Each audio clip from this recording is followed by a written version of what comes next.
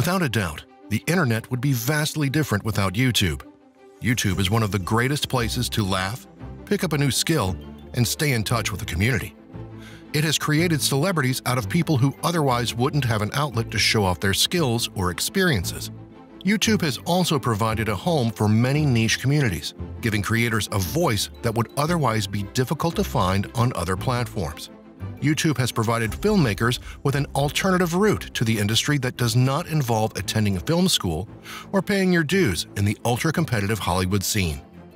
YouTube has remained at the top of the pile by upgrading itself and incorporating the finest features of other platforms, as it has grown and expanded each year. YouTube Live and Shorts are two recent additions that are expanding into territories dominated by other platforms, such as Twitch and TikTok. However, YouTube's reliance on borrowed features has placed it in the unenviable position of playing catch-up with newer competitors. Nonetheless, the company that pioneered online video and spawned an entire generation of content creators is more popular than ever. Although we all know what an impact YouTube has had on our collective culture, what do we know about its history and what was that moment that made YouTube a household name? Emerging from what would be called the PayPal Mafia, the trio of Steve Chen, Chad Hurley, and Javed Karim had an unlikely yet similar start to YouTube as Facebook did. Steve Chen was born in Taiwan's capital, Taipei. His family immigrated to the United States when he was 7 years old and settled in Prospect Heights, Illinois. For middle school, he attended River Trails Middle School in Mount Prospect, and for his freshman year of high school, he attended John Hersey High School in Arlington Heights. 3 years of his secondary schooling were spent at the Illinois Mathematics and Science Academy in Aurora, Illinois. He obtained his bachelor's degree in computer science from the University of Illinois at Urbana-Champaign. Chad Hurley was born in Reading, Pennsylvania, and raised in the vicinity of Birdsboro. Hurley has been involved in the arts since childhood, and he became interested in technology and electronic media during high school. He was an outstanding athlete for the Twin Valley High School cross-country team, which claimed 2 PIAA state championships in 1992 and 1994.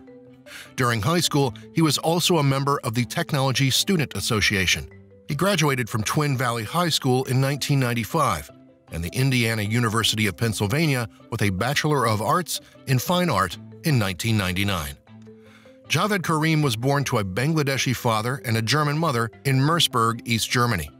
The family then moved to Neuss, West Germany, due to xenophobia. In 1992, Karim and his family moved to St. Paul, Minnesota. He attended the University of Illinois at Urbana-Champaign after graduating from St. Paul Central High School in 1997. He left campus before graduating to join PayPal as an early employee, but he continued his studies and earned a bachelor's degree in computer science. He later earned a master's in computer science from Stanford University. All three men ended up working at PayPal. When PayPal was sold to eBay in 2002, the three friends were looking at going into partnership in a tech startup. YouTube's original premise was that it would be an online dating site similar to and influenced by Hot or Not. Hot or Not was founded in October of 2000 by two acquaintances and Silicon Valley engineers, James Hong and Jim Young. The site was a technical solution to a disagreement the site's proprietors had over the beauty of a passing woman. The website's original name was Am I Hot or Not? Within a week of its debut, daily page views had reached nearly 2 million views. Within a few months, the website made the Net Nielsen ratings list of the top 25 advertising domains. Hong and Young later added the Meet Me at Hot or Not matchmaking part to their website to keep up with escalating costs. According to Hurley and Chen, the original concept for YouTube was a video version of the online dating service Hot or Not. They posted advertisements on Craigslist, offering $100 to attractive women who would upload videos of themselves to YouTube. Due to the inability to find sufficient dating videos, the site's creators decided to welcome submissions of any video. This next event would be described as "This was that moment that altered the internet and the world as we know it." The Carolina Panthers and the New England Patriots faced off in Super Bowl 38 in 2004 to decide the NFL champion for the 2003 season. By a score of 32-29, the Patriots defeated the Panthers. With 144.4 million viewers, this was the most-watched Super Bowl ever at the time. If you ask anyone who watched that game that day what the score was, you would be hard-pressed to find an answer. If you had to ask what else happened at the game, there would be no such hesitation. During the Super Bowl 38 halftime performance, Justin Timberlake exposed Janet Jackson's breast, which was covered by a nipple shield, to the viewing public for approximately half a second. The incident, sometimes referred to as Nipplegate or Janetgate, resulted in immediate enforcement and widespread discussion on the perception of impropriety in broadcasting. As a consequence of the incident, the term wardrobe malfunction was coined and eventually added to Merriam-Webster's Collegiate Dictionary. When looking online for a video of the incident, the trio found none. After a little investigation, they found there weren't any user-friendly sites to upload one's videos. This turning moment ignited the idea of a site where you could upload, find, and view videos. The trio then got to work. YouTube emerged as a technology startup financed by venture capital. Between November 2005 and April 2006, the company raised capital from a variety of investors, with Sequoia Capital and Artis Capital Management investing $11.5 million and $8 million, respectively. Early YouTube headquarters were located in San Mateo, California, above a pizzeria and a Japanese restaurant. In the spring of 2005, YouTube, which was still in closed beta and inaccessible to the general public, uploaded its first video. Kareem uploaded the now famous "Me at the Zoo" video clip. The movie was only 18 seconds long and did not feature a lot of interesting content, but it demonstrated that the platform was successful. By the end of 2005, YouTube had graduated from beta and opened to the public. The ease of browsing and sharing videos had taken off. Because of the platform's age, it resembled a free-for-all. YouTube was still learning as it grew. Things like copyright were not a priority, which is astonishing given YouTube's current vigilance regarding copyrighted content. When users uploaded popular SNL segments, such as Lazy Sunday by Andy Samberg and Chris Parnell, NBC was justifiably outraged. However, this event would eventually contribute to YouTube's content verification program. In the latter half of that year, the platform experienced its first viral success.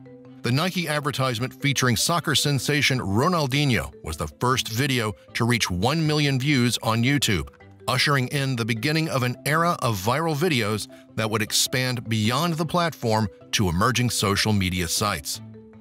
During the dot-com collapse, numerous online retail companies, including Pets.com, Webvan, and Boo.com, and communication companies including WorldCom, NorthPoint Communications, and Global Crossing, failed and closed business. Others, such as LastMinute.com, MP3.com, and PeopleSound, survived the bubble but were later bought out. Amazon and Cisco Systems lost a significant portion of their market capitalization, with Cisco Systems shedding 80% of its stock value. One company seemed unaffected by the dot-com burst, though. Sergey Brin and Larry Page emerged from the dot-com crisis in a stronger position than when they entered it. In 1999, they were willing to sell Google for just $1 million. But just 6 years later, in 2005, the company was valued at $52 billion. By 2020, it was worth $1 trillion. In 2006, Google sold a sizable amount of stock to fund acquisitions, filling its reserves with sufficient funds to buy a company specializing in online video. In October 2006, less than 1 year after YouTube's public debut, Google bought the online video platform for $1.65 billion in Google stock, making the three co-founders instant multimillionaires. Google Video, which was created to compete with YouTube, effectively became part of Google's increasing catalog of unsuccessful ventures, while YouTube became one of Google's finest decisions. YouTube's inauspicious beginnings as an unsuccessful video dating site didn't send it to the graveyard of the unsuccessful dot-coms, because the company's founders knew where and when to pivot. YouTube has become the go-to site for sharing and viewing videos, as opposed to just dating profile videos. If you could capture videos and share them on your computer, you could use it for anything from vacation footage to commercials to tutorials. Alternatively, if uploading wasn't your thing, you could watch snippets of your beloved programs, music videos, and other content that was broadcast on television. Statistics for YouTube usage and income generation are staggering.